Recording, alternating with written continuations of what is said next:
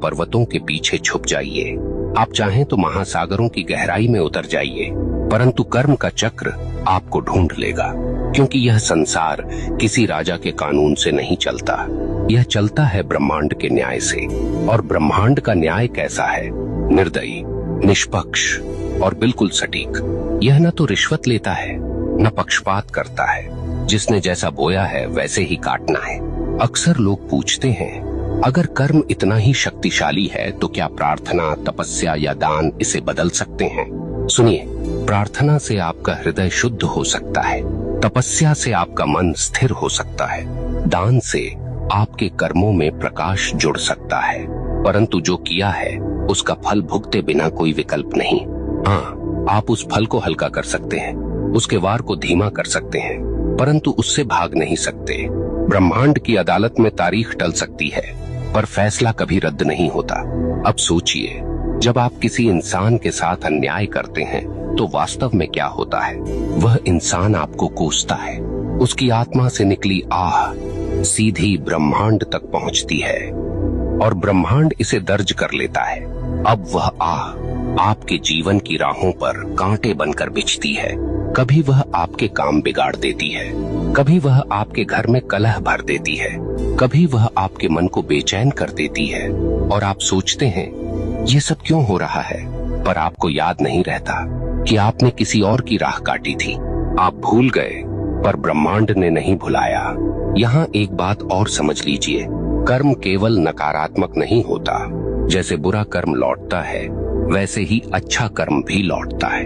कभी किसी को सच्चे दिल से सहारा दिया तो वह सहारा एक दिन आपके लिए दीवार बनकर खड़ा हो जाएगा।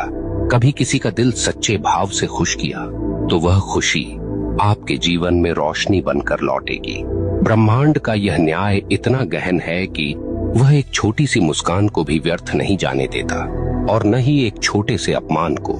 यहाँ मैं आपको एक कठोर सत्य बताना चाहता हूँ, आपका कर्म केवल आपकी वर्तमान जिंदगी को प्रभावित नहीं करता, यह आपके अगले जन्म तक जाता है।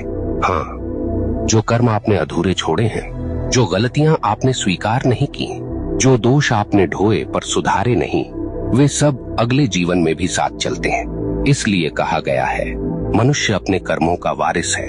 आप सोचते हैं मैं तो मर जाऊंगा, इससे किसे फर्क पड़ेगा? परंतु मरने से कर्म का खाता बंद नहीं होता, आपके शरीर का अंत होता है, पर आपकी आत्मा वही सब लेकर आगे बढ़ती है। ब्रह्मांड तब तक चैन नहीं लेता जब तक आपको आपके कर्मों का फल न दिला दे।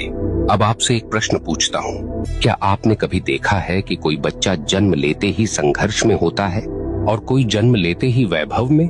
क्या आपने कभी सोचा है क्यों कोई अपंग पैदा होता है और क्यों कोई जन्म से ही स्वस्थ और बलवान?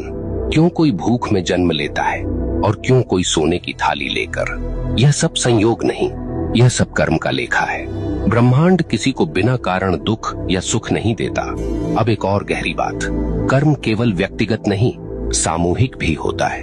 कभी आपने देखा है कि किसी पूरे समाज पर विपत्ति आती है, पूरा नगर डूब जाता है, पूरा गांव अकाल झेलता है, कभी कभी पूरे राष्ट्र पर संकट आता है। क्यों?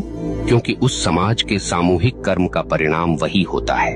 अगर लोग सामूहिक रूप से अन्याय करें, सामूहिक रूप से भ्रष्टाचार करें, सामूहिक रूप से निर्दोषों को सताएं, तो उसका फल सबको भुगतना पड़ता है। यही कारण है कि इतिहास गवाह है, सभ्यताएं उठीं और सभ्यताएं मिट गईं,